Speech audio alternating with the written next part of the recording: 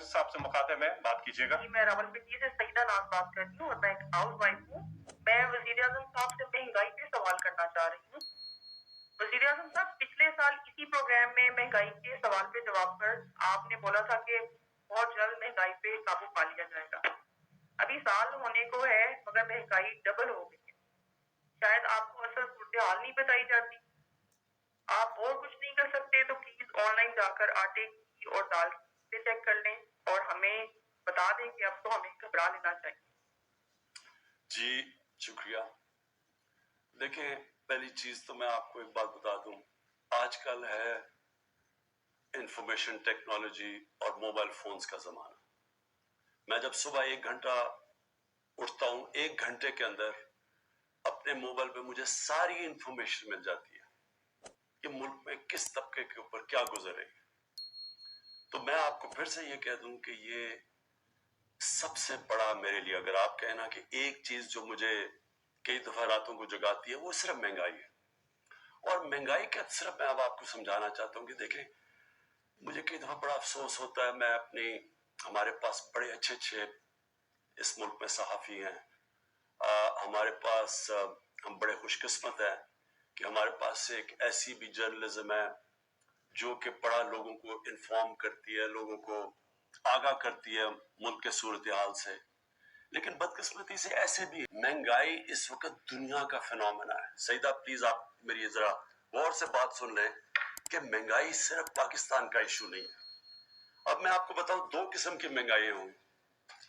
ایک تو جب ہمیں حکومت ملی تو کیونکہ ہمارا ہم جو دنیا کو ایکسپورٹ کر رہے تھے اور جو دنیا سے چیزیں خرید رہے تھے, اس پہ اتنا بڑا خسارہ تھا کہ پاکستان کی تاریخ میں سب سے بڑا, جس کو کرنٹ اکاؤنٹ ڈیفیسٹ کہتے ہیں, وہ ہمیں ملا تقریباً $20 ارب کا.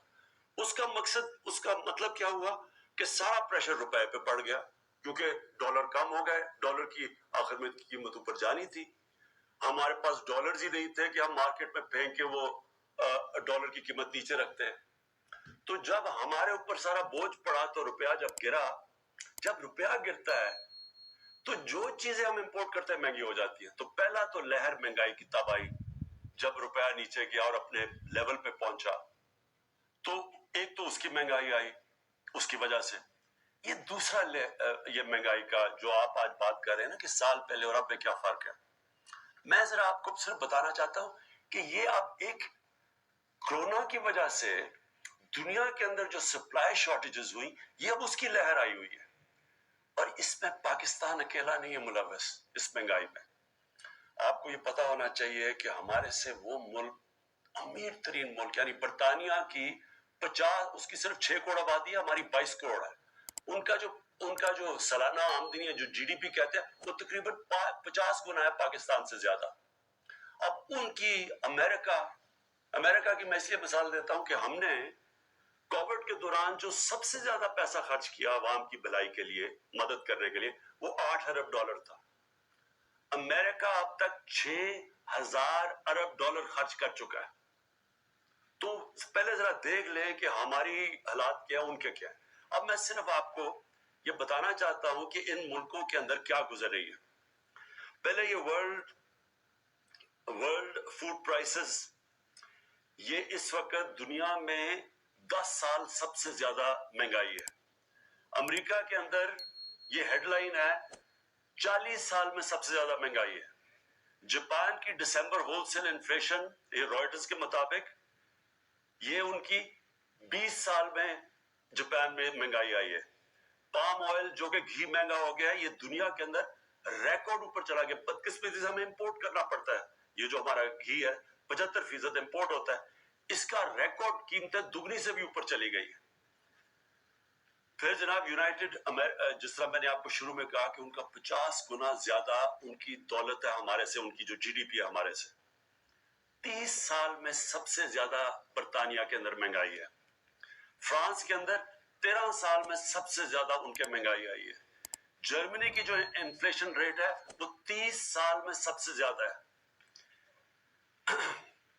یورپ, اب سارے یورپ کی بات کریں, یہ TRT کی رپورٹ ہے کہ 30 سال میں یورپ میں سب سے زیادہ مہنگائی آئی ہے.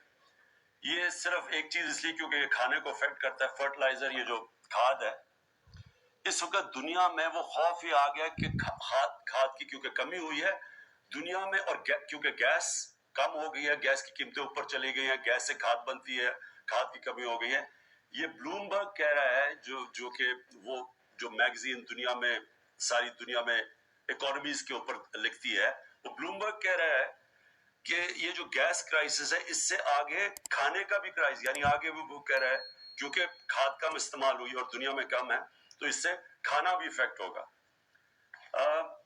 یہاں ایک اور آرٹیکل آیا، میں صرف جلدی آپ کو اس لیے بتا رہا ہوں کہ میں چاہتا ہوں کہ ہمارے بھی میڈیا بیلنس کرے، اعتدال کرے، یعنی کہ اگر وہ کہتے ہیں ہم مہنگائی ہے تو یہ بھی لوگوں کو بتا دے کہ یہ کیا پاکستان میں صرف مہنگائی ہے یا اس وقت وہ ملک جو ہمارے سے امیر ترین ملک ہے ان کے اوپر کیا گزر رہی ہے.